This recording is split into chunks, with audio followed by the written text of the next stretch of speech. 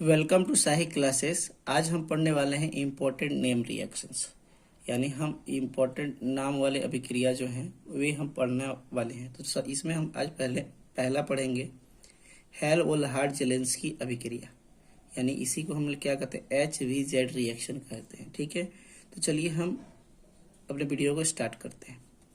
तो देखिए HVZ reaction होता क्या है।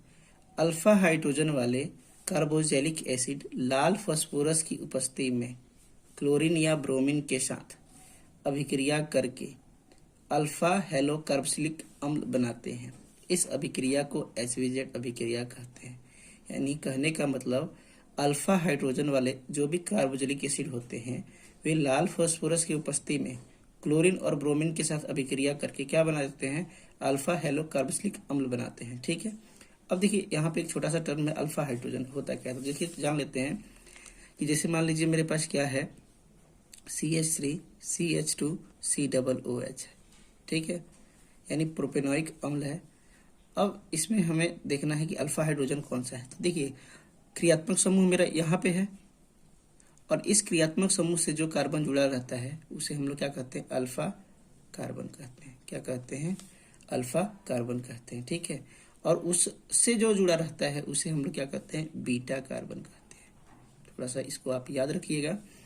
अब देखिए जो अल्फा कार्बन पे जो हाइड्रोजन होते हैं उसे हम लोग क्या कहते हैं, जैसे यहाँ पे H2 था तो उसे हम लोग क्या कहते हैं, अल्फा हाइड्रोजन कहते हैं। ठीक है, यानी अल्फा हाइड्रोजन वो होता है जो क्रियात्मक समूह से जुड़ा हुआ कार्बन होता है, उसके ऊपर जो हाइड्रोजन होते हैं उसी को हम लोग क्या कहते हैं, अल्फा हाइड्रोजन कहते हैं। ठीक है, तो चलिए अब हम अपने अभिक्रिया करते हैं।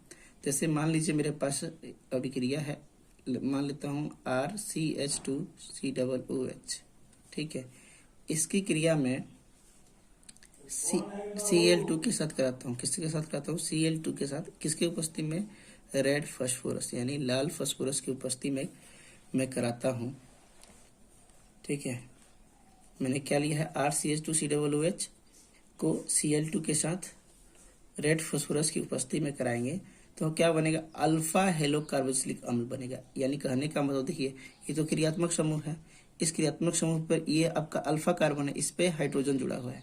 तो यहाँ से एक आपका यहाँ से एक H और यहाँ से एक Cl मिल के बाहर हो जाएंगे, तो ये हो जाएंगे माइनस के HCl हो जाएंगे। अब बच क्या जाएंगे, इधर से देखिए RCH, एक H चला गया है तो यहाँ पे CH होगा, तो क्या बच जाएंगे RCH और इधर से COOH। अब देखिए यहाँ से एक हाइड्रोजन गया है तो इसके जगह पर यहाँ से दो Cl थे तो एक आके यहाँ पे क्या हो जाएगा, जुड़ जाएगा। तो ये क्या बन गया आपका, अल्फा हेलो कार्बोक्सिलिक अम्ल बन गया है। ठीक है, अगर ये Cl2 अधिक मात्रा में होता है तो फिर से क्या हो जाएगा, इनके बीच में अभिक्रिया हो जाएगा। ठीक है, ये जो Cl2 है और अधिक मात्रा में रहता है तो फिर से अभिक्रिया हो जाएगा और फिर से जो अभिक्रिया होगा वो अल्फा हाइड्रोजन पे ही होगा, रेड फास्फोरस। तो देखिए इस पर क्या बन जाएगा, यहाँ से एक H अल्फा हाइड्रोजन एक बचा हुआ है और किसके साथ अभिक्रिया हो जाएगा, Cl2, इधर लिख देते हैं Cl2। तो Cl2 में से एक Cl मिल के बाहर हो गया तो क्या हो जाएगा, माइनस का HCl। ठीक है, अब इधर बचेगा क्या, RC, एक Cl नीचे एक Cl ऊपर लगा देते हैं और इधर से आपका बचेगा COOH हो जाएगा। ठीक है, क्या हो जाएगा, RCl2COOH। ठीक है, तो अब इनका थोड़ा सा एक एग्जाम्पल लेके हम लोग कर लेते हैं। तो देखिए एग्जाम्पल में हम लोग लेते हैं CH3COOH को, यानी इथेनोइक अम्ल को लेते हैं, इथेनोइक एसिड को लेते हैं। इसकी अभिक्रिया Cl2 के साथ कराते हैं, किसकी उपस्थिति में, रेड फास्फोरस का। इधर लिख देते हैं इथेनोइक एसिड। ठीक है, रेड फास्फोरस से कराते हैं तो हमें क्या पता है, यहाँ से अल्फा कार्बन से एक H और यहाँ से एक Cl मिलके बाहर हो जाएंगे तो क्या हो जाएगा, माइनस का HCl।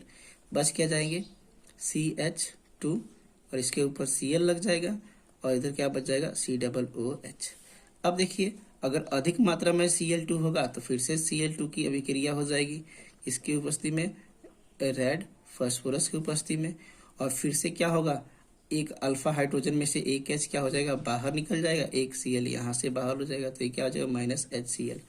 तो देखिए क्या बनेगा, CH2, सॉरी CH2 नहीं बनेगा, बनेगा इधर देखिए, इधर लिखते हैं C, एक Cl इधर लग जाएगा, एक और Cl आके लग जाएगा, ये H, COOH, ठीक है, क्या बन जाएगा, COOH बन जाएगा। तो अब देख रहे होंगे कि इस अल्फा कार्बन के ऊपर 2 Cl आके लग गए हैं, ठीक है। अभी एक और हाइड्रोजन है, तो अगर हमने क्या बोल रहे हैं कि Cl2 और अधिक मात्रा में होगा तो फिर से अभिक्रिया ये हो जाएगा, फिर से अभिक्रिया हो जाएगा। तो अभिक्रिया फिर से किससे होगा, Cl2 के साथ होगा, किसके उपस्थिति में, रेड फास्फोरस की उपस्थिति में होगा, ठीक है। तो देखिए क्या बन जाएगा, इस बार C के ऊपर आपका एक Cl, इधर भी एक Cl आ जाएगा, इधर भी आपका एक क्या आ जाएगा, Cl आ जाएगा, ठीक है, और यहाँ पे आ जाएगा COOH हो जाएगा, ठीक है।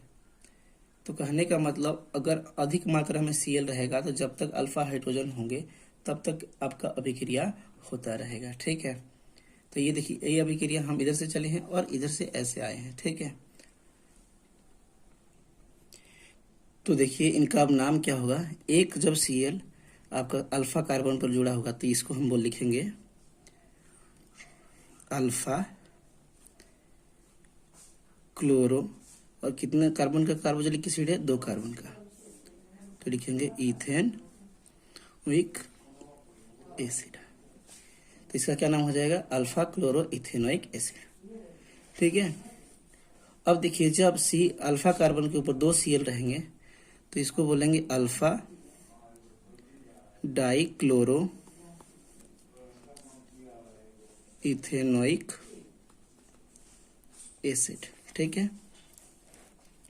और जब 3 आपके अल्फा कार्बन के ऊपर 3 Cl रहेंगे तो इसका नाम हो जाएगा अल्फा ट्राई क्लोरो